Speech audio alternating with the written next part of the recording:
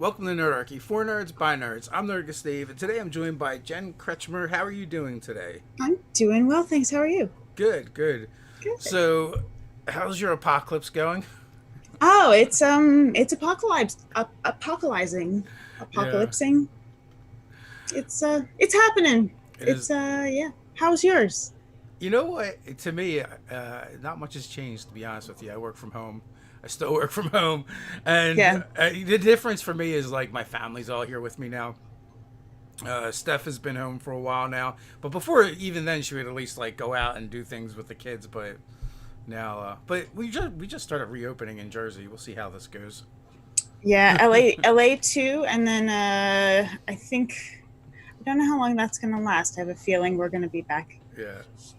I actually today got my first again. angry email from our newsletter because we're social distancing and trying to follow the best practices. That was kind of humorous. Uh yeah, I'm high risk, so I've been in since March 11th, I think. March 13th actually. Yeah. So I left my house for the very first time since then. Uh, Earlier this week to go, I have to see the doctor every couple of months, and so I had to go in for that appointment. And it was very surreal. But that's the first time I've been out in 12, 13 weeks, Yeah. and But for for it's a weird I would thing. say for me though, like the meme sums it up perfectly. I don't like people and all my stuff's at home, so Yeah, that does make it easy. But yeah, at least we're still able to get our games in. We're still able to, yes, we're still able to interact and do things. So I mean, that yeah. part's not bad.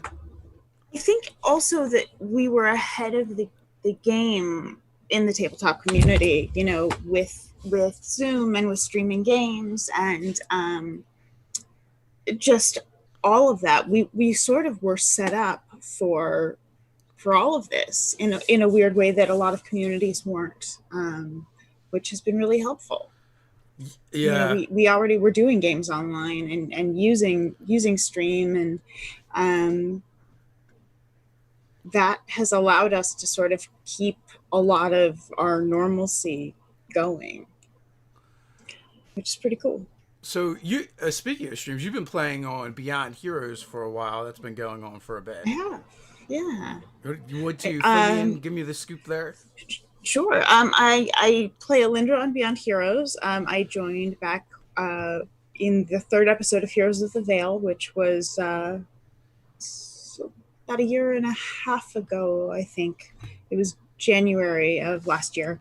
I hopped on the show there, and it's a blast. Beyond Heroes is we're planes hopping. You never know what's gonna happen. We sort of swing all over the place. Show for D&D Beyond. Right now we are in Theros, adventuring in the new adventure book. But we just came out of Wildmount. We've been to pretty much any plane, domain, you name it, that you can think of. From this edition or any previous. We really have gone all over the place, which is a blast. So Uh, it's really fantastic that sounds game. fun. That sounds fun. Is there a specific mechanic that has the characters being sent all over the place? Uh, Todd Kenrick, RDM. No, Yeah. he just Todd has there's Todd's played his entire life as a character named Averin, who he also plays on a different Beyond Hero or a different D&D Beyond show called Silver and Steel. Averin is a warlock who does a lot of it, just makes chaos everywhere he goes. He's a warlock in our version, but Averin has kind of different incarnations. And Averin likes to make trouble for us. We love him, but he makes trouble and just sends us places, usually when we're not expecting it. So we end up popping up in the middle of, oh gosh, where have we been? I mean, we've been to Avernus. We had a short stint in Dark Sun. We ended up in 1984 shopping mall world, like 1984 real world during the Labyrinth era, which gave us an incredible moment of Todd turning around at the beginning of the game in full Jareth gear, which is spectacular. Oh my If you god. haven't seen that, yeah. I have So not seen that. oh yes, it's phenomenal. But yeah, What? But it's the a real great show. question is, was his pants 3 sizes too small? I'm sure they were, and but thankfully out of frame. Yeah, that's the way to truly complete the Goblin King outfit. Yeah, you gotta have that cod piece going. So, for people who don't know who you are, Jen, do you want to tell people a little bit about yourself? Because Sure. I'm a terrible host, and I should have done that. No, you're an awesome host. My name is Jen Kretchmer. I am a writer, actor, TV producer. I also am a DM. I've been playing for almost 20 years. I have been DMing for about 16, 17 of those. I am a disability advocate. I have Ehlers-Danlos syndrome myself. I'm an ambulatory wheelchair user, which means sometimes I use a wheelchair, sometimes I walk, sometimes I use a cane. I call myself the embodiment of the riddle of the Sphinx. And I am all about making tabletop gaming more accessible. I currently am adapting a graphic novel by Lights called Skin and Earth for TV. Yeah, I've worked in TV most of my life. I created, executive produced, and was in Monsters and Fables, which was a limited run series last year that aired on the D&D channel. That we made sort of more in a TV show style. So our episodes were 45 minutes. They were edited with an original score composed and some graphical effects, so you could see, so new players could understand what was happening in terms of mechanics. Those would come up on the screen, things like that. And that's So, what I do. I have a bunch of stuff I can't talk about too. So so NDA fables, stuff. fables and monsters. Like, how hard is that to walk that line where it's like still a game, but you've turned it into a show? Now, to be clear, me personally, I don't actually care because a lot of people are like, "Oh, that's not D&D." Just generally speaking of different streaming things. To me, I don't actually care because I just want to see the hobby get out there. So, Mm-hmm. whatever your version, not you specifically, but the general you version of D&D is totally fine with me. People should just do what they want to do, as long as it's getting out there. But I am curious, like, how do you kind of walk that line between show and game?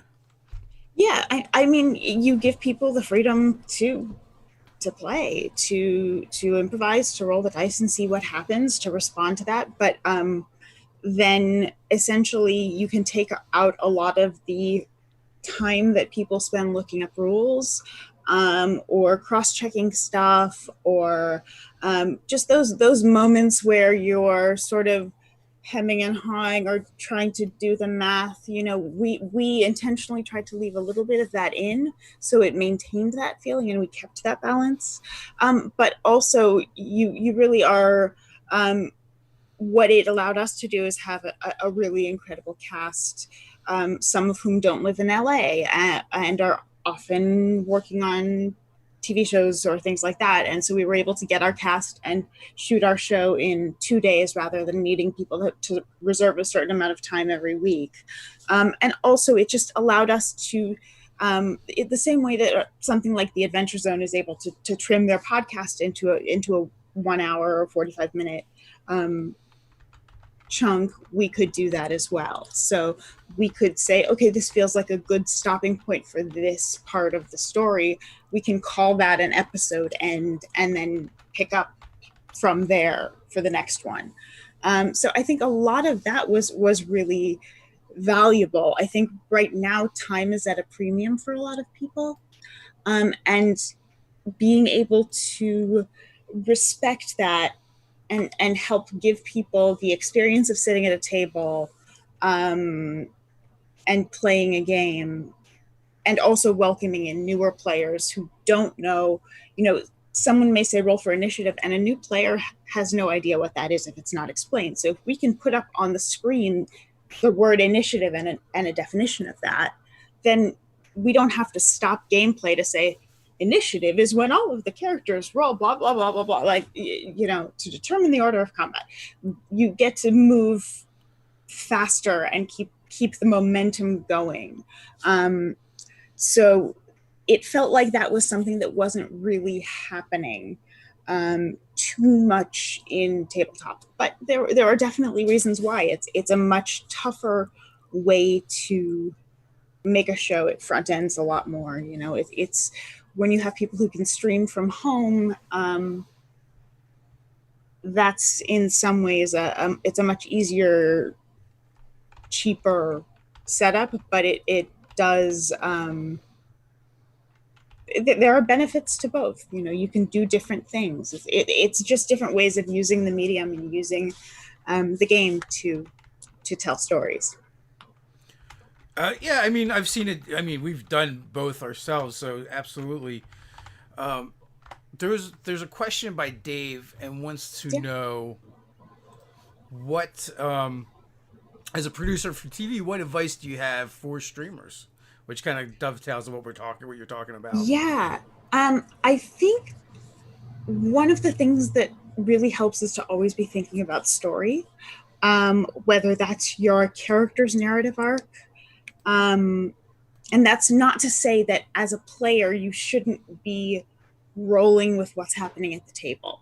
But when you're creating characters, think about places where you could start, where potentially down the line there's a story, there's something that you need to learn, there's something that could develop, there's a goal that your character has. So you've given yourself that space for a longer form story to happen.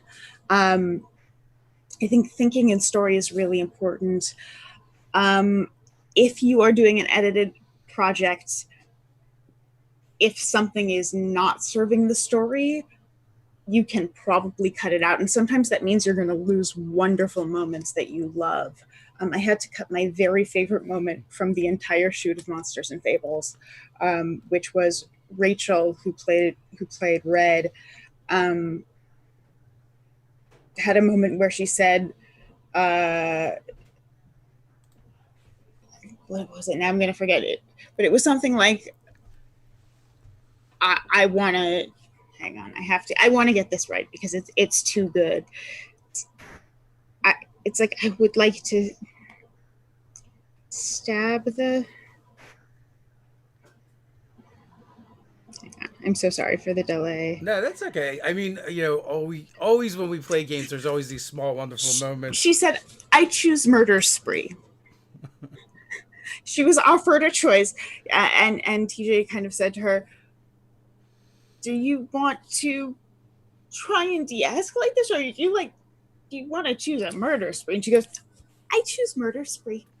and I loved the moment so much, but ultimately it wasn't serving the story that we were telling. As great a moment as it was, that didn't serve a purpose for her character at that point. And so it had to go, and it broke my heart. But when you're producing, you always want to make sure that you are pushing the story forward, because the difference between a show and your home game is that a show does need to have entertainment value. And what's funny as an inside joke to you is not going to feel the same way to the audience. And a show full of inside jokes isn't marketable. It isn't sustainable for an audience unless they're jokes that have developed over the course of the series with the audience as part of that. I think that's a big piece of it. It's also but not. Also, oh, go ahead. I was just gonna say, also, it's not very open and welcoming either, whether it's intentional or not. Just because when there's a bunch of things that you kind of need to know, but you don't know because you're not on the inside. So yeah, I totally get that. Yeah, and also just learn to cast well. Learn archetypes. I think watching a lot of the whatever form of content you're producing, but also watching and reading a lot of other storytelling is really helpful. I came out of a background of both scripted and unscripted television, and I think both of those are incredibly relevant to doing tabletop streaming, because in unscripted, you're learning how to shift things on the fly and how to find story that's developing when you're not expecting a certain story to happen. That's very much an improvisational yes and type thing. And in scripted, you really learn how to work with characters to build depth to them. In unscripted, you really are looking for caricatures. You're looking for, okay, I know in 2 seconds who this person is and what they do. That's a great way to start. But what you ultimately want is you want to build these nuanced, detailed, multi-dimensional characters in a longer form stream. For a one shot, the caricatures are fine. You can be the goofy halfling barbarian who screams in a high pitched yell as they run into battle. That's fine if that's all they are. But if you're trying to sustain that for a longer form campaign, you've got to go deeper than that. So watch shows that tell those kinds of stories, learn the genre, but also study mythology, read plays. Knowing about how stories have been told throughout the ages really helps, because then you can pull on it. And also, if you're a DM, that's where you're going to get the things that you're going to steal. Because just being real, every DM we're all stealing from something at some point. There's nothing new under the sun. We can just put our interpretation on it. No, I agree. Like when you're talking streaming, you have to worry about pacing, as opposed to where you're just playing your home game. It doesn't actually matter. You're just going to pick up when you pick up. Mm-hmm. It's not it's not a big deal. And we started dipping our toe back into the streaming world a little bit, and I find it really hard as a player, because I'm like, all right, you should do this or you should do that. It's like it's an extension of the armchair quarterback DM, but now into the streaming part of it. I'm like, oh, you're getting close. We're getting close to the end. There should be a cliffhanger, or, oh, we're getting ready to start. You should start with action, or some kind of drama going on, and not just the usual. When people are like, oh, all right, introduce yourself, introduce your characters. I kind of prefer to skip that part and circle back to it after we kind of like start. Yes, and any way you can shortcut that is really great. But also, I think, and this is not the case for every show. I don't think necessarily, especially if you're in a very time crunch show, so I would say 90 minutes or shorter, I don't think it's a bad thing to get the cast together and have, I'm not saying a scripted show, I'm not saying a planned show, but a loose outline of like a couple of points where they may get to, just so people can start getting the wheels turning about how they might make those decisions. So you're not losing a ton of time when you have only a few minutes to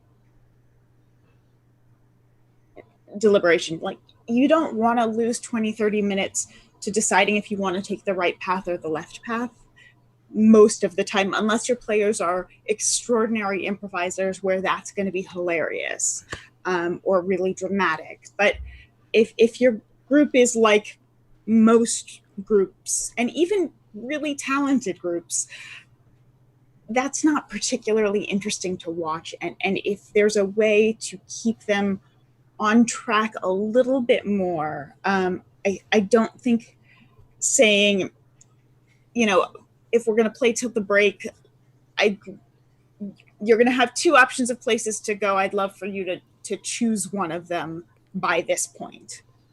Like, it keeping it vague is great. Or even if you're just as a DM knowing that you want to have points A, B, and C, and this is where you want the climax of the episode to be. Like, if you think in a 3-act structure per episode, just for your planning, knowing it's going to potentially go off the rails like any session, but taking those elements that you get from a TV show or from film, or from plays, and working in those ideas of, okay, this is the rising action, this is the climax, this is the denouement, like knowing those beats, but knowing that also for an ongoing series, if you can end on a, not necessarily the climax of the episode, but a cliffhanger moment, there's a reason TV does that. It brings people back, it leaves people excited, it keeps your players excited, and that's true for home games too. That's the way to go. Is you open the door, you see that you're surrounded by, a swarm of demons, and that's where we're going to pick up next week. Like, that kind of moment keeps them excited. You want that moment of, oh no, I want to keep going. That's how you keep momentum. And it does two things for you too, right? Like, it gives you the one, you ending in a cliffhanger, like you said, people want to come back and say, "Oh, what's going on?" And two, now you get to start the new session in action. Yes. And if that new session is someone's first session, that's what that's what their experience is going to be. Yes. So I like that a lot. And use that action to introduce the characters. Like, I combat should never be, at least on stream. I think that this can be different. Your home table is your home table. Do whatever you want. When you are on stream at least on stream with the goal of entertaining people, trying to do a show that is entertaining for an audience, combat should be ideally fairly quick, so usually not more than 2 to 3 rounds, and also revealing about the characters. You never want it to be just, okay, I move in, I use this ability, and then we move on to the next person. Okay, roll to attack, roll your damage. It should never be flat like that. It should be descriptive for the characters, and it should present moments that allow anyone who's watching to understand who they are, what they do, what they look like, what their fighting style is. Those are really valuable tools that you have as a DM or as a player to narrate and let the audience get to know how you do that. Do you swing your weapon timidly? Do you cringe at the sight of blood? Do you run into the blood spray? Like, how do you react to it? Do you choose murder spree? What is your response to it as a character? And as a DM, how can you set those things up and ask questions that keep the characters engaged? Because combat otherwise can really be a slog, and you don't want people tuning out. You want to keep the focus on the game, and it's very easy to tune out if the spotlight isn't on you.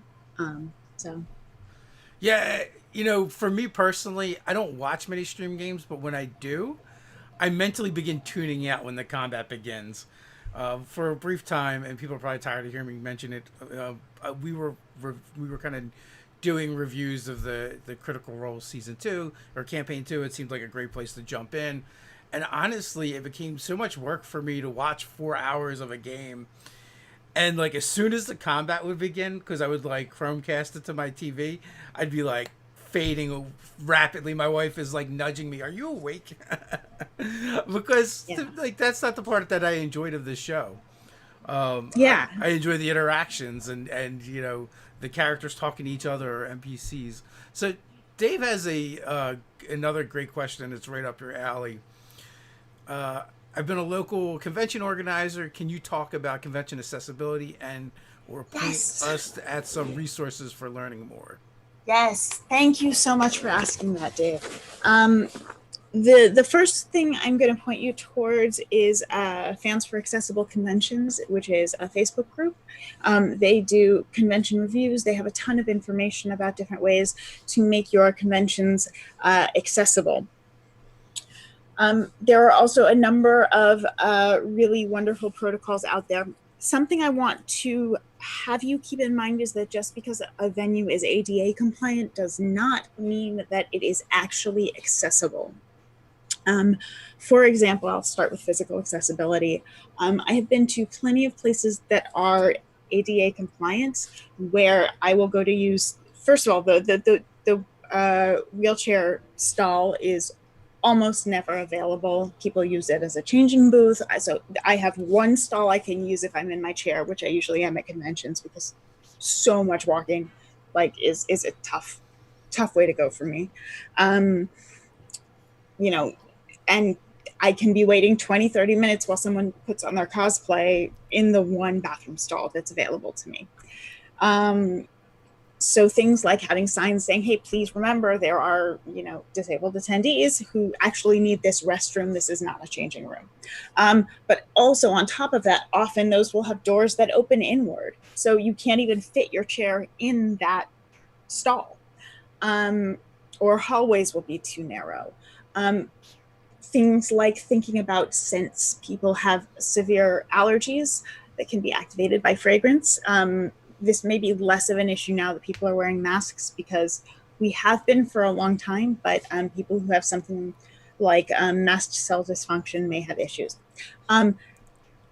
As much as you can, prepare accessibility, excuse me, in early on in your process. It makes it much easier than trying to add it later. And it shouldn't be something people have to come ask for. It should be there. The ADA was passed 30 years ago, and the fact that so much is still inaccessible, captioning, signing, interpreters,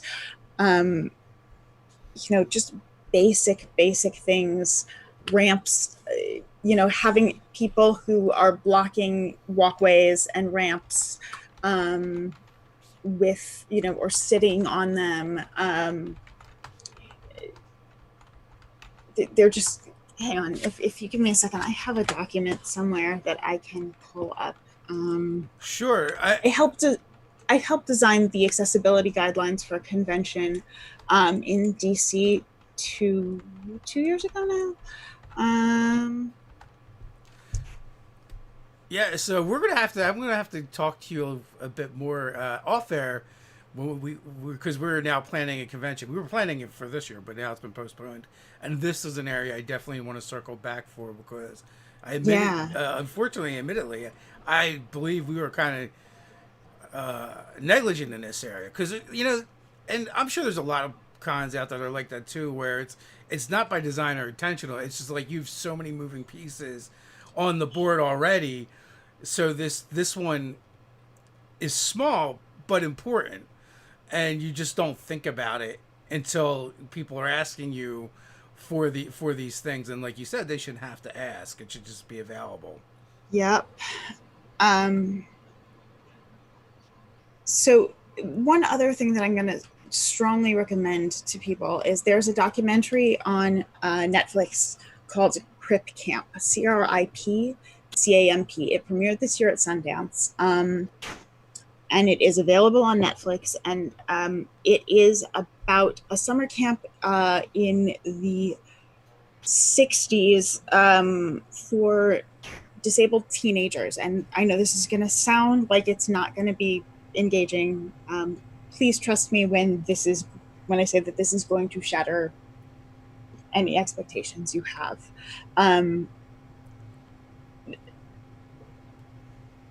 What this led to was the most badass protesters and the birth of the disability rights movement. There was something called the Section 504 protests, which kicked off the modern disability rights movement. It's what led to the ADA. It's a fundamentally important moment, and almost everyone who led those protests met at this summer camp. What happened is they ended up occupying a government building for 26 days, trying to get equal access in education and a number of other things. And this protest ended up being such a big deal that the Black Panthers showed up to lend support and bring supplies and food. The Jefferson Airplane showed up and played music to keep everybody like grooving. It was a hugely important moment, and these protests ended up popping up all over the country while they were in support of this. So I can't recommend that enough. So if you really want to get into thinking about disability, and for so many people this is an area of complete ignorance because people don't talk about it, it is a community that has been literally institutionalized and hidden away and mocked, suppressed, dehumanized, and at times has been, the target of eugenics. Even yesterday, there was a New York Times opinion piece that I have very strong feelings about, basically saying that disabled people, someone said, should I dump my significant other because it turns out they're disabled? And the opinion piece kind of went, yeah. And that's literally leading to the death of people. There is ventilator rationing happening right now for people who have full, meaningful lives. They have families, they have jobs. It's a horrifying what ableism does systemically, and people don't understand anything about disabled people, disabled rights, disabled history. It's not something most people have ever taken time to learn about. And I think by starting to humanize our community and learn about our community, that will also lead you toward understanding accessibility and access needs. I also highly recommend the Fate Accessibility Toolkit, which is a supplement that Fate put out. And if I'm not mistaken, it's still currently on sale. It was written by, I don't even know how many different disabled people from different disabled communities, writing about both the experience of living with their disability, but also talking about in-game mechanics for playing characters with that disability or NPCs with that disability, and how they would operate in the world and navigate the world. So those are things you can start thinking about. To me, especially in fantasy, these are worlds that would have more disabled people and more access than our real world does, because when your village is constantly being ravaged by monsters, the likelihood of having more disabled people goes up, and the odds of everyone being able to afford a cleric to come do regeneration constantly is slim. So yeah. But in terms of convention planning, ASL tables. So anytime you're going to have a gaming table area, have a table with interpreters. That's going to be an ASL table. Have video captioning as well as ASL, because not all deaf people sign. Some people prefer captioning. And audio description for blind, low vision folks. Have rest areas and decompression spots, which are places that individuals who have sensory disabilities, people with mobility and fatigue issues, and so on and so forth, can go to rest, decompress, and have a moment to breathe and recover. When you're dealing in those areas, it's also worth having some low sensory input areas, which have low light, sound, no fragrance, and so on and so forth. Any of your guides, make sure you have some either auditory guides or touch-based materials available. Line modifications, so ways for people not to have to stand in long lines or lines outside, either passes or just ways to navigate that space, seats nearby where you're not going to lose your spot. You can work in dyslexia-friendly fonts. There are fonts that are easier to read for people who are dyslexic. Service animal areas where people can take their service animals to relieve themselves. Tabletop safety protocols, really important. So you need to have a code of accountability at your tables. You need to have established safety protocols. And specifically, I strongly encourage trigger warnings for panels that are going to deal with some of the issues that have been happening or come up in either in more intense games, in horror games, or also in discussions of some of what's been happening in the community as well. I think those are really important in terms of when you're talking about mental health stuff. Colorblind friendly signage is really good. To have a floor with aisles that are wide enough for mobility devices. Narrow aisles, not good, especially once you add people to them. That's really a challenge. What else? Disability geared vendors who have stuff that is you know someone like Dots, or Take This, or all of those types of groups that are focusing also on the disabled community, and making that, normalizing that, making that part of the general geek community, and not making it just for disabled people, but also having non-disabled people learning about it and having access and going, oh, my family member or friend might really be into that. Remote options for viewing panels or streaming options for panelists, because someone like me, I'm not going to be able to go to conventions for the next however long it takes us to get a vaccine. I'm immunocompromised. It's not going to be a possibility. It sucks. I miss going to conventions, but I can't safely do it. So the only way I will be able to participate is if conventions let people stream. And that's something we've been asking for a long time, because people can't always have that. Maybe somebody has a flare or something happens. But now that people know about Zoom, people know about how to do these things, like, let's make that happen as just a standard thing that's available. And clear pathways to requesting specific access needs, asking accessibility questions, and flagging potential issues in advance. You want people to be able to reach out in advance of the convention and say, hi, I wanted to know if you've thought about this, if you have a plan for that. I have this specific need. I want to make sure that there's a way to do that. Yeah. Oh, I see it. Yeah. You can look also at Abilities Expo, which is one of the largest disability or conferences. They have one in LA. If you look at their accessibility protocols, they have some great info there. And then there is a person named Lydia Z. Brown. Their Twitter is Autistic Hoya. I'll put it in the chat. They have an incredible thread. I'm actually going to just put the whole thread in chat about event planning. So this whole thread is amazing. Yeah, you better off putting the link to the thread, because if it's long, it'll cut it. Yeah, that's what I did. Cool. Was put the link. So that's sort of a starting. I mean, I know it feels like a comprehensive starting place, but that is just a starting place.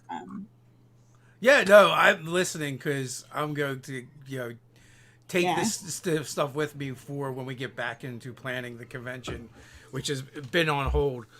The convention you mentioned, was Grant Ellis involved in that one? Cause, yes. Yeah, I thought so, because I remember him telling me a story about him DMing for hearing impaired folks, and yes, and having an interpreter and all that stuff. I'm very, very proud of that. As far as we know, we were the first. It was the first fully ASL table that we had that's been at a convention. So it was a fully ASL D&D table, and as far as we know, the first in history of to exist at a tabletop convention.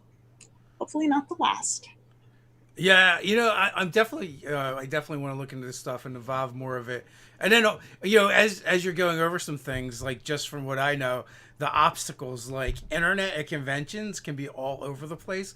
So talking about zooming in, I think at Gen Con they wanted roughly $1,000 an hour for internet, for a dedicated line. That wasn't even like an amazing line at that. So. There's definitely a lot of challenges there, but they're not insurmountable. Yeah, well, and here's the thing I'm going to say about that, and this is, and and I apologize in advance if I come off as a jerk about it. But accessibility is a right. It's not a favor that we do for people. It's federal law, and it has been for 30 years, and people have ignored it for 30 years, and that doesn't make it okay. So if you can't provide access and you can't provide equal access, then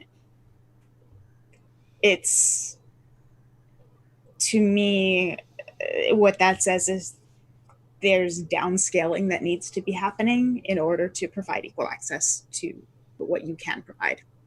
And that's a universal feeling I have about everything. And I say that having been a person who was not disabled.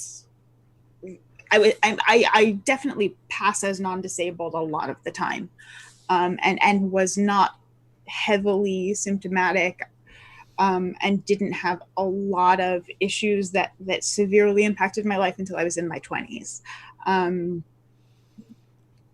But the awareness that I have gained, and the way I have changed things, and also some of the discrimination I have faced, both direct and systemic, at work, at events, just trying to go about my daily life, and traveling, it has continued to make me an increasingly vocal advocate. And I minored in disability studies before I even knew I really was part of the community. And I thought I was really, really on it, and have discovered that that was not the case. If you look at media, disabled characters are 2% of characters on television. Of those 2%, 95% of those characters are played by non-disabled actors. That's not okay. Well, and when you look at the production side, the numbers are so low that they can't even measure them. Well, and it's just another area of society where we just have to learn to do better. Yeah, well, but it's the largest majority the largest minority in the country. It's 25% of the country, and that's a huge number. Yeah, so this stuff is kind of like hitting home for me because a couple of years ago my wife was diagnosed with NMO, or Devic syndrome. It's like super rare. There's like 4,000 cases, and it's in the the MS family. Which, like, we went to this talk, and apparently, so I think what we're going to find out, the MS family doesn't actually really exist. At some point, we're going to find out, and it's actually just a bunch of different, neurological diseases. But yeah, so she went like 20 years with not being diagnosed, and now we are kind of like dealing with it. She just had her second hip replaced due to the treatment, not even like the disease. Mm-hmm. So this is like new to us, and we are learning as we go, firsthand. So I kind of get it. But I don't know. This is not very it's not has nothing to do with D&D. So with accessibility, and you mentioned it in your games, like you mentioned some things that I found intriguing. The idea that if you're having monsters attack villages and towns, and you have all these problems, right, and war is going in the backdrop, you would have more people with disabilities. Like, so how is a good way of representing that in your game? So I think the Fate Accessibility Toolkit does a really great job of talking about how to represent disability faithfully and respectfully. And I think if you don't think you can do that, it's not worth doing in your game. I think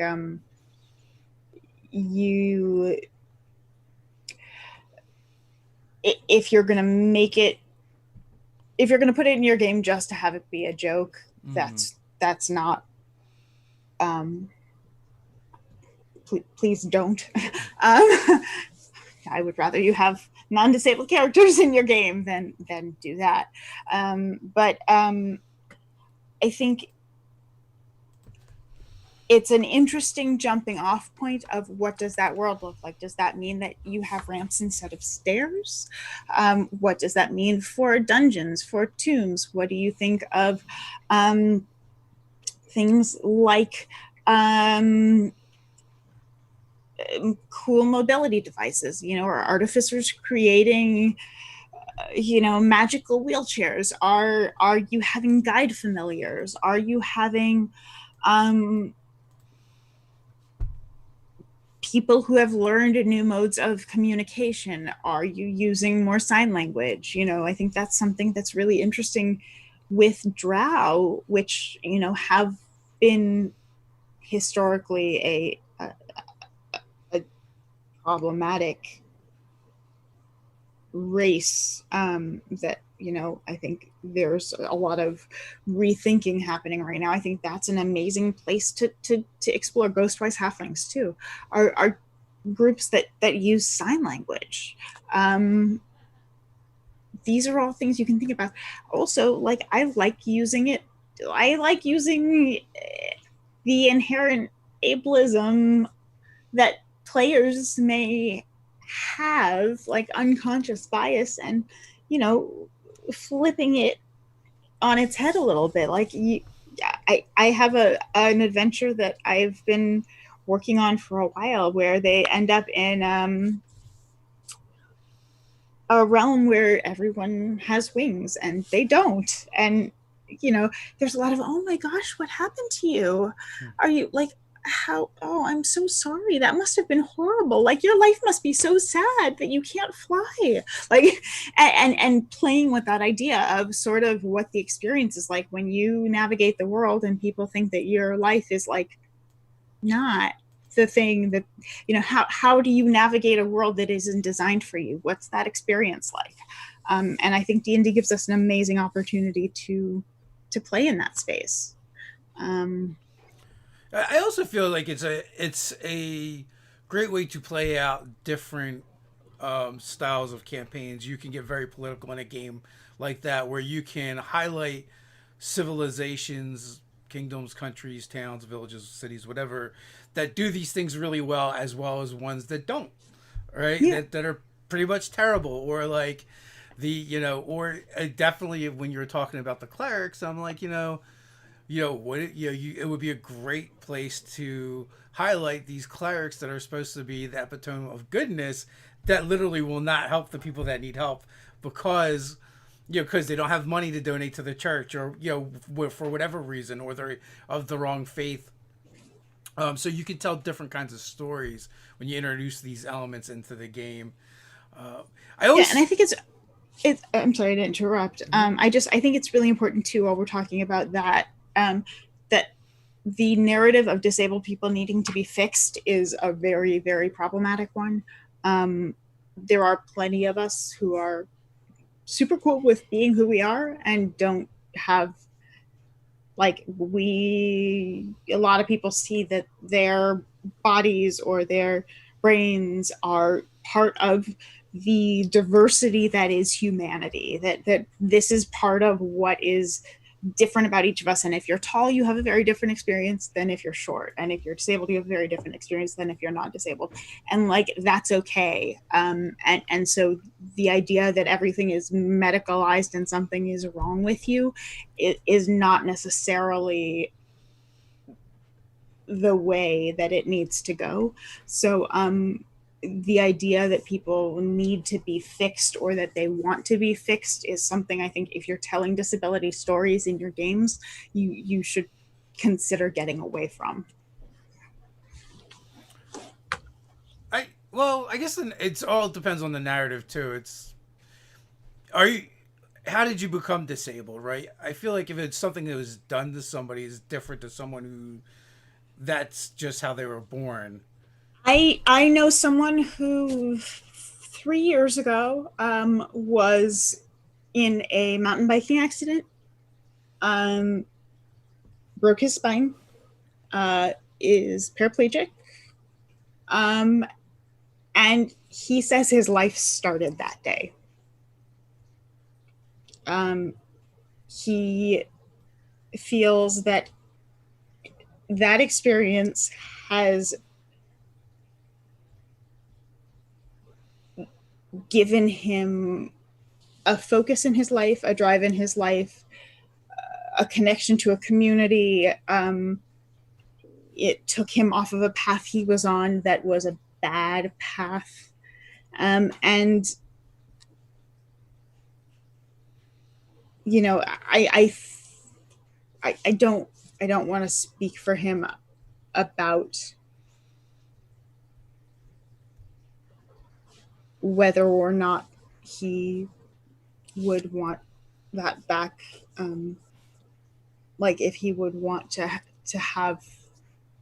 I think a lot of what we see as the need to get fixed is actually societal obstacles to living our lives the way we live them. I think that this is a society that is not accessible, and if we made our society accessible, a lot of that medicalization and discrimination would go away. You know, a lot of people can live very full, equal lives with equal access, but the problem is we're not providing equal access. You know, you have people who want to go to law school, but then the classrooms aren't accessible and they're not allowed to go do that. So it's like, yeah, would you want to be able to have access to that? Yes. And if the only way to have that access is to do X, Y, and Z, that's one thing. But that's often because of, again, and it goes back to this whole history of institutionalization and you know,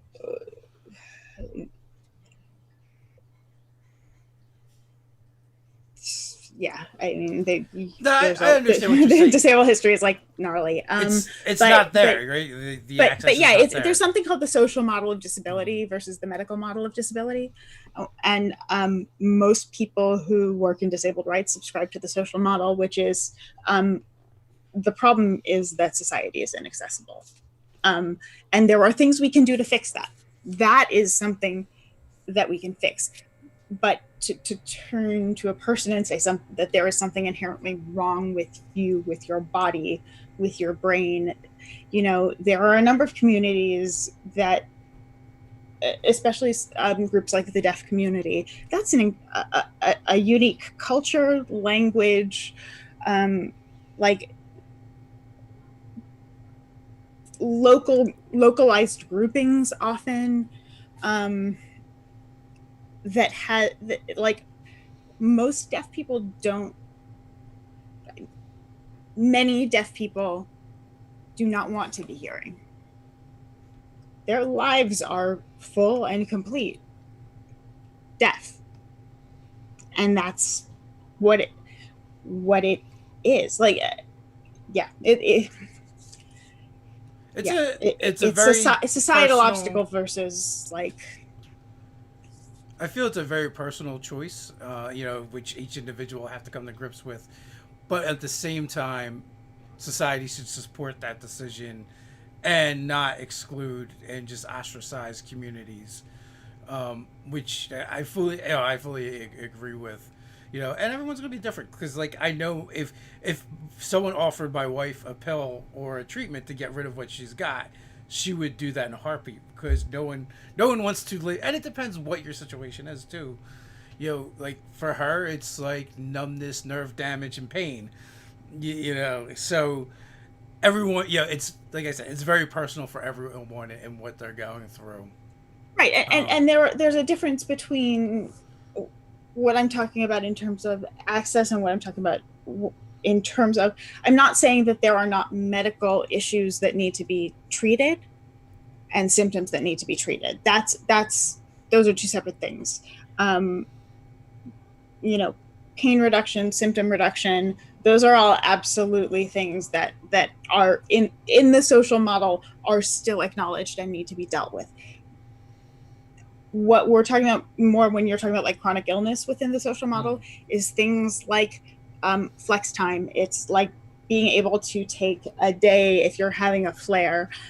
It's having access to go to a doctor if you need to, without any stigma. Like those are the kinds of things where society is not designed to deal with that, in general, and shifting those perceptions to allow for addressing the other part of it. It's not not treating things that need to be treated in terms of actual physiological symptoms, pain, life sustaining procedures, that sort of thing. It's the idea that the way we approach disability as a concept is not the person is disabled, it's the idea of society being inaccessible to different types of mechanisms of existing within it. Well, people in the chat are really appreciating getting this information and having it addressed. So thank you Thanks. for that. Yeah. And as I am learning as well. We may even have talked about this before, but when D&D Beyond first came on the scene, it was very kind of controversial, and gamers always are angry about something, I feel like, and they didn't want to have to pay for the books again, and that was always like their beef. Full disclosure, D&D Beyond is a sponsor of Nerdarchy. We were probably the second influencers that they sponsored right after Critical Role. But that being said, we had reached out to them early because we liked the product, and it reminded me of tools that I used to use previously in a different edition. Doesn't matter. The point that matters is I was kind of getting into a Twitter war with the angry GM and some other folks on Twitter and about it, and then someone chimed in and they're like, "Hey, I'm visually impaired, and this is actually the only program that works well with the software that I use. Please don't make this go away. Don't take the game from me." I know who that was. So, yeah. So like, there's definitely things like that where we can do better, and that was an unintended consequence. Like, I don't believe D&D Beyond, whatever they did, like it intentionally happened that way. And it was not entirely unintended. There, as soon as that was brought to their attention, and that conversation was being boosted to their attention, and this was before I was working with them, I believe. It was, but it was a conversation on. I was involved in. Yeah. That was something that we were talking about was, hey, by the way, this is the first opportunity that blind, low vision folks and people who use screen readers have to access all of the materials when they're released, because there were not accessible versions of any of the books coming out in any sort of reasonable time frame for blind, low vision folks, much less all of the books being available in that sort of time frame. And since then, they've made a concerted effort to address the specific issues that still were providing difficulties for screen readers, like tables and things. They've been working with Dots and with Blind Temple on Twitter to try and just get this as accessible as possible. So I really appreciate that they're doing that. No, and that is definitely awesome. That like I said, like they may be doing it consciously now, but it was a happy accident that happened. It was brought to light, and they've like kind of taken it and run with it, which is amazing for a company to do. And we're really talking about a really big company at the time when they started. They weren't even thinking about it, and I because I know Adam Bradford, I'm going to go out on a limb and say that was not intentional. It's just like as And when you run a company, there's a lot of things you're thinking about, and if it's not something you deal with on a day to day, it just slips by. Um, and when you look at D&D Beyond, initially they were owned by Twitch and owned by Amazon, so it's not like they couldn't have done it. It's just that it just didn't. It was, like I said, it wasn't on the radar. And then once it was, they made it a part of their core ethos and corrected it, Yes. which is And amazing. they also have been wonderful about captioning videos when they go up on YouTube and things, trying to get when we're doing clips and stuff, those get captioned. And I do have also, for anyone who does want to make their websites and such accessible, I have resources there as well that I can post if I can find them. Let's see what happens on that. That may end up taking digging, and I may need to post it to Twitter. Do you have a place where you kind of like keep this stuff online so people can find it? I don't have a place I keep it online because I do consulting and things sometimes. So I sort of tend to, when people come at like are looking for specific material, I can supply that often, but I also have my resources, and then sometimes when I'm doing consulting, have use those for things. Let's see here. Well, while you're poking around, as usual, folks, in the pinned post, there is links so that you can find Jen around the web and connect. And here's another keep your finger on the pulse there. I'm putting one other venue accessibility site in the link about conventions and such. Where is my...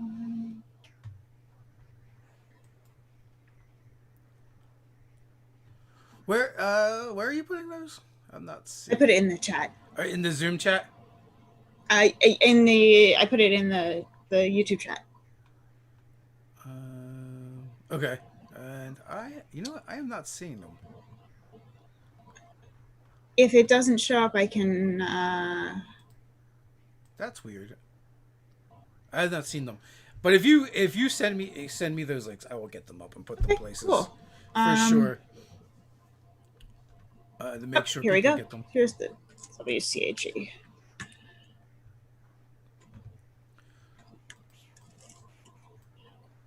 So here, I will put these in. This is the web access. This is the...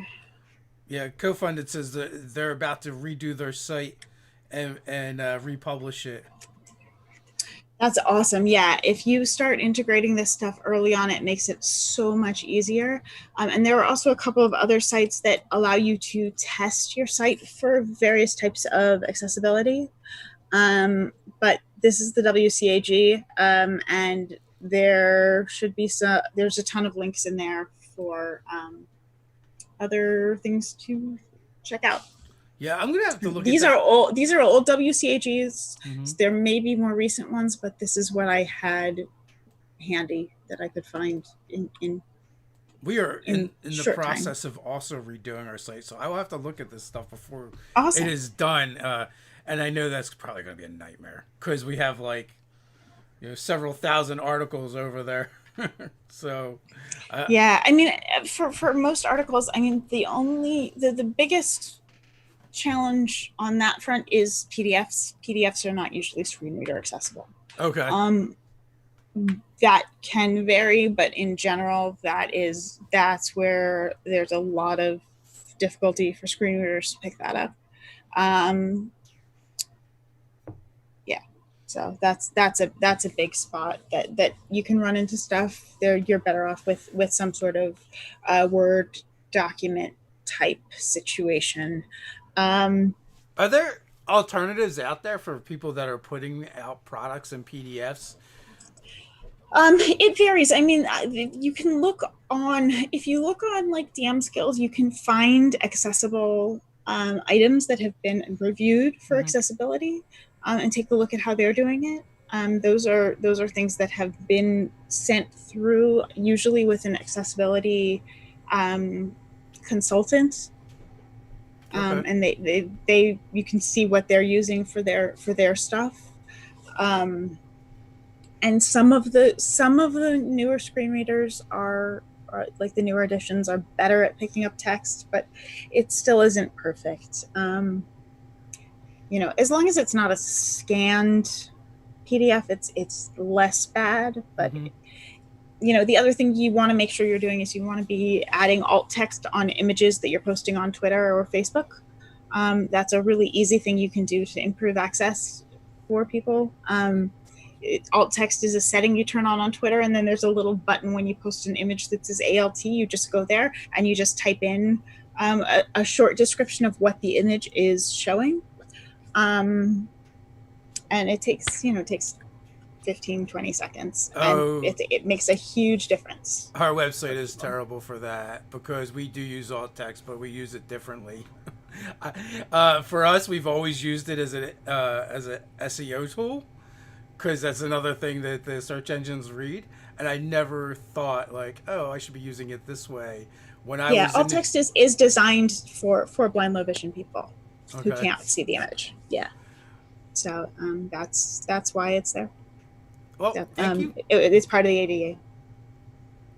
Yeah, so that's why they added it initially, just as a feature in general. But there's a lot of there's as technology develops, there are a lot of access issues, and all of that again is still covered by the ADA. And one of the big problems we run into is there's no real enforcement. So you have a law that's 30 years old and affects 25% of the population, and doesn't doesn't get I think there's no there's a problem with solution. enforcement, but also education. Like, Hundred percent. people just don't know what they don't know. Mm-hmm.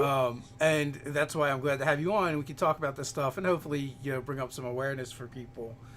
Yeah. Um, Kamo wants to know: could you share some gaming related creators or products to support the community?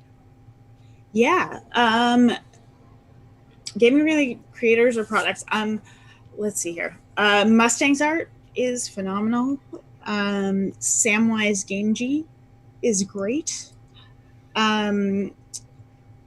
If you're looking, Elsa Sursen, I'm so sorry, I can never pronounce Elsa's last name, but they just got nominated for a Nebula for the accessibility toolkit. Um, uh, um, who else is amazing? There's so many incredible creators out there.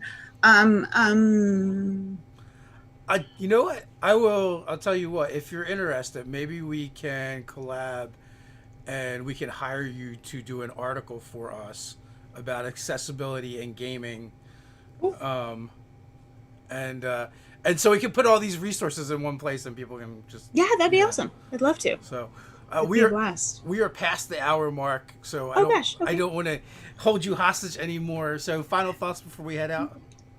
No, I mean, this has been a blast. This is always a blast to talk to you, and thank you so much for I, having me.